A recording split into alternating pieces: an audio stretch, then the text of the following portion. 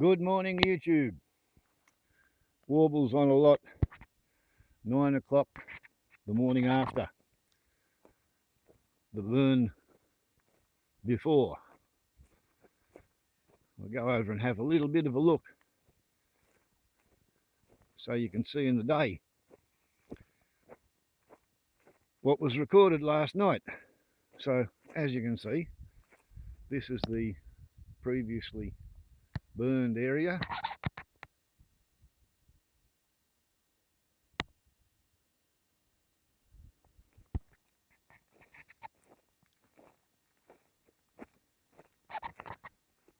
And that stuff over there was a previous above ground burn.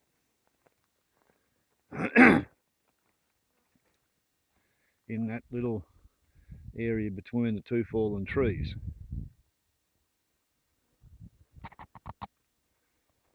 So this was the high speed finale when I had all that stuff there on fire.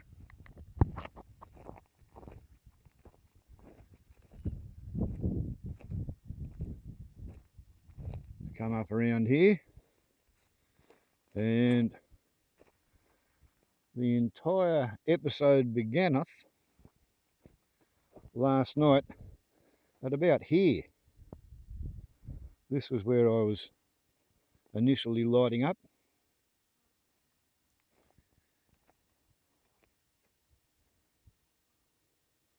Yeah, I think that about there would be where I put my initial bit of kerosene on the ground, and then very, very slowly we came down here.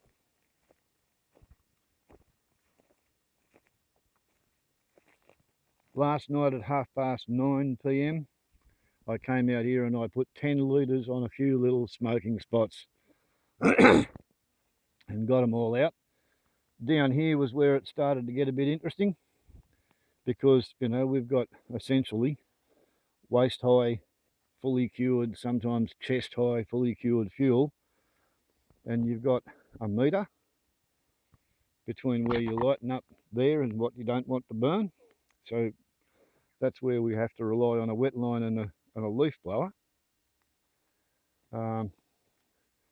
When this stuff here was going off,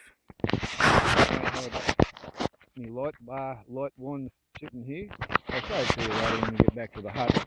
It's got the lens melted off and the internal LED is still making light, but it's wobbling around loose in the housing. So as I said, turning corners is always interesting, and that one over there, yeah, it was quite exciting, but I didn't want to get this stuff involved. That will be a different job on another day if they let me burn again this season, and I hope they do, because I want to get rid of all that. Basically, I'm going to burn down the gully line, ideally without making a mess of me poly pipe, which runs straight across from where the buoy walls are. But anyway, yeah, that was my little 243 square metre, I think it was, burn last night. Didn't burn the dam, because that's one of the places where Laturia burralongensis is making its very last stand. You can see here crayfish dig themselves a little hole and they follow the water back down. Well, burralong frogs hang out in the drought in that dam too. They got through the millennial drought hiding in that dam.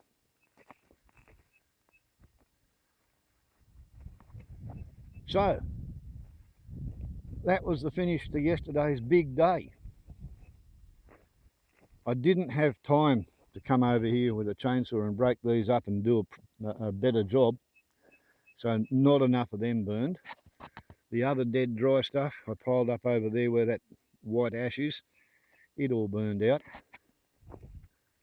But after the big day of lumberjacking, I really only sort of had half an hour for a cup of coffee, and then I come over here and put in half or 3/4 of an hour just tidying it all up, getting it clear in my mind what I wanted to do.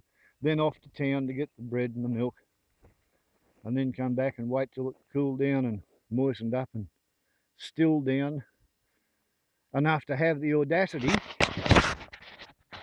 to be lighting a burn in this bloody fuel bomb 4 hours before my fire permit was due to expire.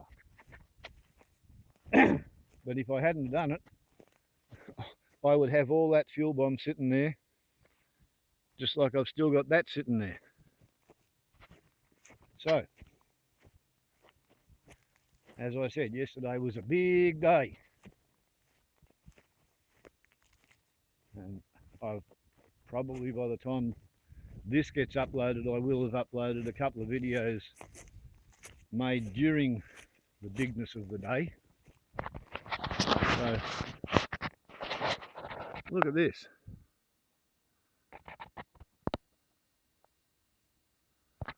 All the wattle trees that for years have been annoying my solar panels are no longer in a position so to do.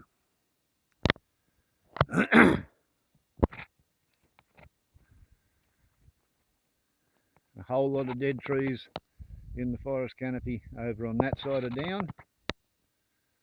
Now I just have to cut and load and cart all that wood out away from the clearing so that the clearing becomes less well endowed with bushfire fuel. These trees that used to overhang my machinery shed, they're now all on the ground, dead. He really does a good job. Look at the stuff he didn't damage. He didn't hit any of the solar panels while cutting that dead tree down.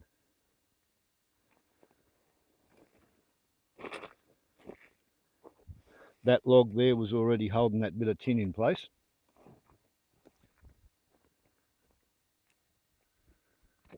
The box tree with the dead top has had the dead bits trimmed off. Stringy bark tree has had the dead branches taken off. The apple box, I think it is, it's lost its dead branches. It's going to take a while.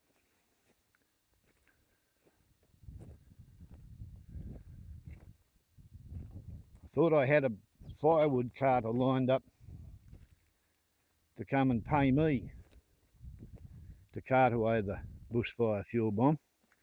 But he only really wants the big bits, which means I get to cart away all the little shit. And it might be better if I don't get a firewood carter, because they're not going to help me cart all this stuff away. I mean, ideally you could say to them, well, I want you to start on stuff about that big and cut it all up and tell your customers that it's widow's wood, so that you haven't got to hit it with an axe and you get all your kindling as well as all your big chunky long burning wood. And that's just not what they're into. What they want to do is come and only take the big solid trunks. And all of this stuff, that's shit underfoot. So I'm probably going to just whittle away at all this slowly. People like my son with a chainsaw and a truck can come out and get as much wood as he wants. I suppose some of my friends might want to come out and get a bit of wood too. Were it not for the fact that it's summer. And there's not many bloody people in the firewood carting game who've got their act sufficiently together that they cut wood during the summer and have a stockpile, so that when winter comes around and everybody wants firewood, they've got a big heap of it ready cut to go.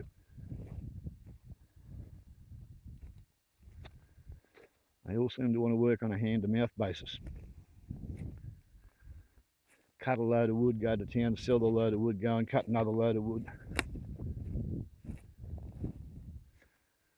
Undercapitalisation, I suppose, is what you'd call that.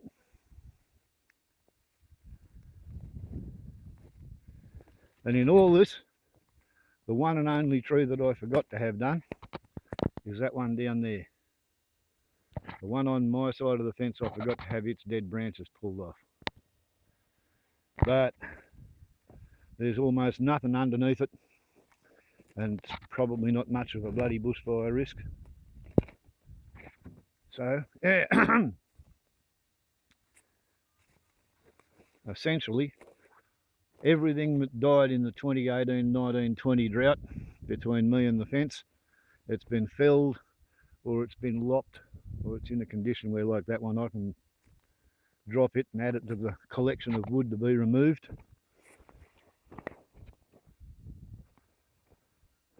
DB, dead branches.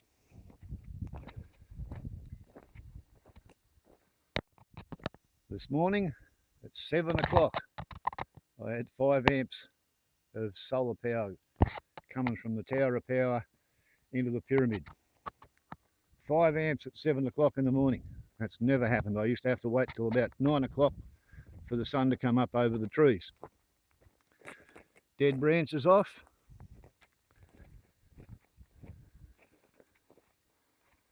All these dead trees have been cut down, and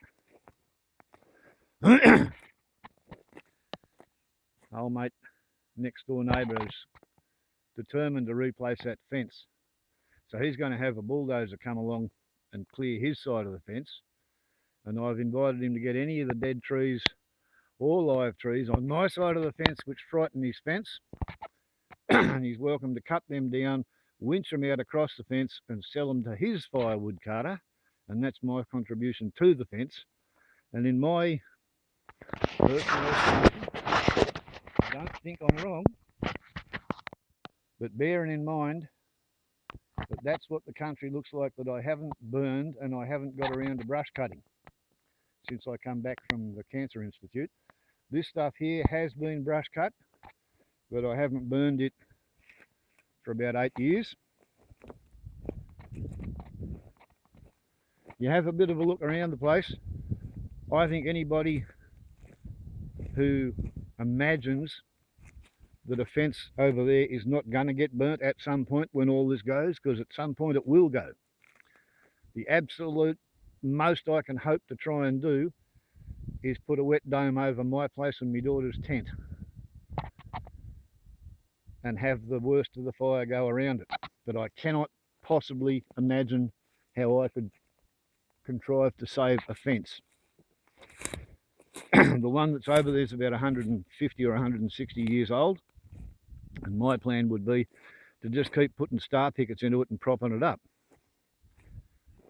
But proper fellow sheep farmers think differently, and what he wants to do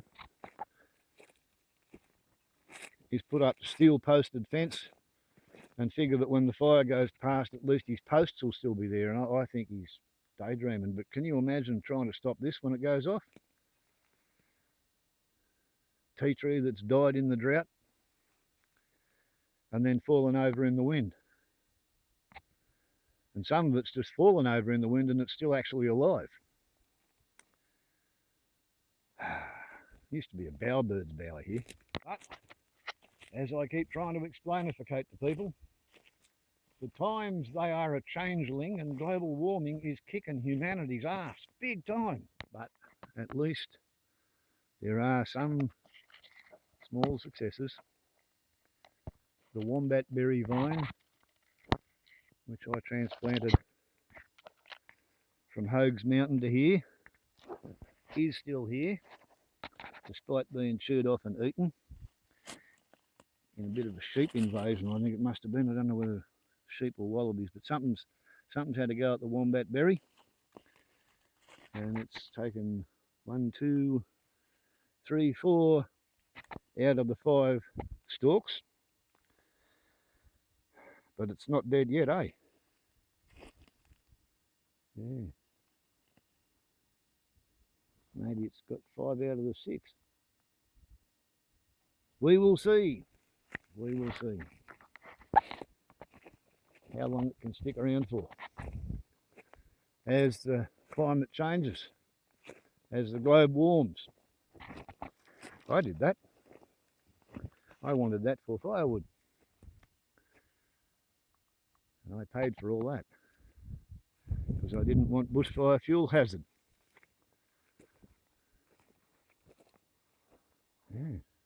There we see the poly pipe that has to be protected. Oh dear, oh dear, oh dear. I hate global warming. Did I ever mention that? I've been voting against it in every election since 1980, when I was first old enough to vote.